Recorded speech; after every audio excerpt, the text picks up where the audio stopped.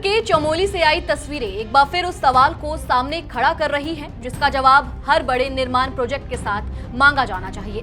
बड़े बड़े प्रोजेक्ट्स बनते हैं, कंपनियों को करोड़ों के ठेके मिलते हैं, लेकिन उन प्रोजेक्ट्स को जमीन के अंदर जाकर बनाने वाले मजदूरों की सुरक्षा कितनी पक्की है। चमोली के पीपली कोट इलाके में एक निर्माणाधीन टनल में अचानक पानी और मलबा घुस गया।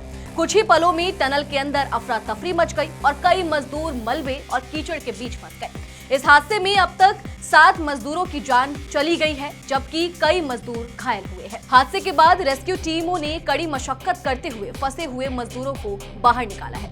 आखिर क्या है ये पूरा मामला, आज की इस वीडियो में हम इन्हीं तमाम सवालों पर बात करेंगे। नमस्कार, मेरा नाम है नंदिनी सोनी और आप देख रहे हैं द हिंदी टॉप। दरअसल ये हादसा गुरुवार शाम करीब 7 बजे चमोली जिले के पीपली कोट के पास मायापुर इलाके में हुआ। यहाँ टीएचडीसी के विष्णुगाड़ पीपली कोट हाइड्रो इलेक्ट्रिक प्रोजेक्ट के तहत टनल का निर्माण चल रहा था। निर्माण का काम एचसीसी की ओर से किया जा रहा था। बताया जा रहा है कि अचानक टनल के अंदर भारी मात्रा में पानी और मलबा घुस आया और जमीन खिसकने से सुरंग का एक हिस्सा प्रभावित हो गया। हादसे के वक्त टनल के अंदर करीब 22 मजदूर मौजूद थे। अचानक पानी और मलबा आने के बाद मजदूर अंदर ही फंस गए। बाहर मौजूद लोगों को जब घटना की जानकारी मिली तो तुरंत प्रशासन और राहत बचाव एजेंसियों को सूचना दी गई। इसके बाद एनडीआरएफ, एसडीआरएफ, पुलिस, जिला प्रशासन समेत दूसरी एजेंसियां मौके पर पहुंची और रेस्क्यू ऑपरेशन शुरू किया गया। रेस्क्यू टीमों के सामने सबसे बड़ी चुनौती थी टनल के अंदर जमा मलबा, पानी और कीचड़। सुरंग के भीतर रास्ता साफ करना आसान नहीं था। एक तरफ लगातार हालात पर नजर रखनी थी और दूसरी तरफ अंदर फंसे मजदूरों तक पहुंचने के लिए रास्ता बनाना था। घंटों की मशक्कत के बाद कई मजदूरों को बाहर निकाला गया। हालांकि इस बचाव अभियान के बीच 7 मजदूरों की जान नहीं बचाई जा सकी और कई घायल मजदूरों को अस्पताल पहुंचाया गया।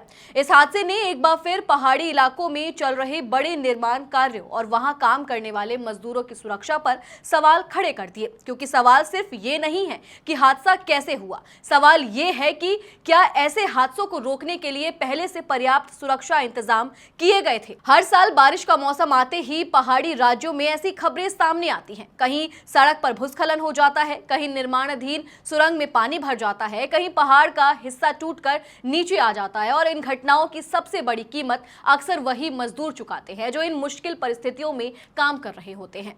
बड़े बड़े प्रोजेक्ट्स के लिए कंपनियों को ठेके दिए जाते हैं। करोड़ों अरबों रुपए की परियोजनाओं की घोषणा होती है।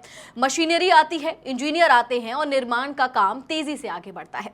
लेकिन इसी पूरी प्रक्रिया के बीच एक सवाल बार बार सामने आता है, मजदूरों की सुरक्षा को लेकर कितनी तैयारी होती है। क्या बारिश से पहले टनल की सुरक्षा व्यवस्था की पूरी जांच होती है? क्या पानी के अचानक रिसाव की स्थिति में मजदूरों को बाहर निकालने के लिए वैकल्पिक रास्ते मौजूद होते हैं? क्या टनल के अंदर काम करने वाले मजदूरों के लिए पर्याप्त सुरक्षा उपकरण और आपातकालीन व्यवस्था होती है? और अगर कोई खतरा पहले से दिखाई दे रहा हो तो क्या काम रोकने की व्यवस्था वास्तव में लागू होती है? इन सवालों के जवाब अब चमोली हादसे के बाद फिर से मांगने होंगे, क्योंकि किसी भी विकास परियोजना की सफलता सिर्फ इस बात से तय नहीं होनी चाहिए कि वह कितनी जल्दी पूरी हुई या उससे कितनी बिजली पैदा होगी। उस परियोजना को बनाने वाले मजदूर सुरक्षित घर लौटे या नहीं, ये भी उतना ही बड़ा पैमाना होना चाहिए। यहाँ एक और सवाल बेहद अहम है, अगर किसी कंपनी को निर्माण का ठेका मिलता है तो मजदूरों की सुरक्षा की जिम्मेदारी आखिर किसकी है? कंपनी की, ठेकेदार की, प्रोजेक्ट अथॉरिटी की या फिर प्रशासन की? जिम्मेदारी तय करना इसलिए जरूरी है क्योंकि हादसे के बाद राहत और मुआवजा देना जरूरी है, लेकिन उससे भी ज्यादा जरूरी है कि हादसा होने से पहले ऐसी व्यवस्था हो जिससे मजदूरों की जान खतरे में ही ना पड़े। चमोली हादसे में भी अब जांच की जरूरत है कि टनल के अंदर उस समय सुरक्षा के इंतजाम क्या थे, पानी और मलबे के खतरे का आकलन पहले किया गया था या नहीं, और क्या मजदूरों के लिए पर्याप्त आपातकालीन व्यवस्था मौजूद थी। वहीं इस हादसे में झारखंड के मजदूरों के भी फंसे होने की आशंका सामने आई है। झारखंड के मुख्यमंत्री हेमंत सोरेन ने उत्तराखंड के मुख्यमंत्री पुष्कर सिंह धामी से बात कर मजदूरों की सुरक्षित निकासी को लेकर जानकारी ली। उन्होंने बताया कि उन्हें मिली जानकारी के मुताबिक फंसे मजदूरों में झारखंड के खूंटी, गुमला और दूसरे जिलों के लोग भी शामिल हो सकते हैं। यानी चमोली की इस सुरंग में सिर्फ मजदूर नहीं फंसे थे, उनके पीछे कई परिवारों की उम्मीदें भी फंसी हुई थी। किसी का बेटा, किसी का पति, किसी का पिता रोजी रोटी कमाने के लिए हजारों किलोमीटर दूर पहाड़ों में काम कर रहा था। और यही इस पूरी घटना का सबसे बड़ा सवाल है, क्या विकास की कीमत हमेशा मजदूरों की जान देकर ही चुकाई जाएगी?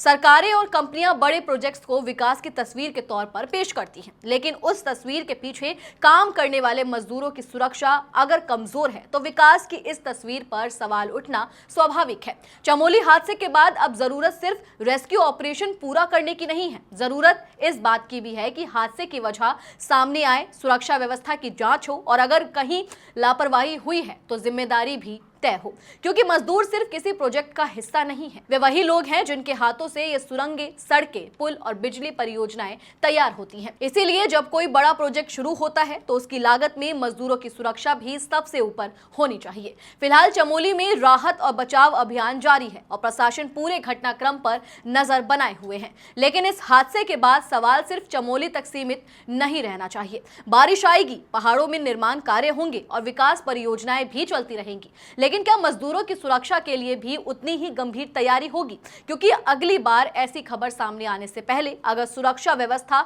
मजबूत कर दी जाए तो शायद किसी परिवार को यह खबर सुनने की नौबत ही ना आए कि जिस मजदूर को वह सुबह शाम काम पर भेज रहा था वह शाम को वापस घर नहीं लौटा। चले फिलहाल इस वीडियो में इतना ही। आप इस पूरी जानकारी को लेकर क्या कुछ सोचते हैं, कमेंट सेक्शन में हमें अपनी राय जरूर दें। और अगर अभी तक आपने हमारे चैनल को सब्सक्राइब नहीं किया है तो तुरंत करें। इसके साथ ही हमें सोशल मीडिया प्लेटफॉर्म यानी कि फेसबुक, इंस्टाग्राम और एक्स पर फॉलो जरूर करें।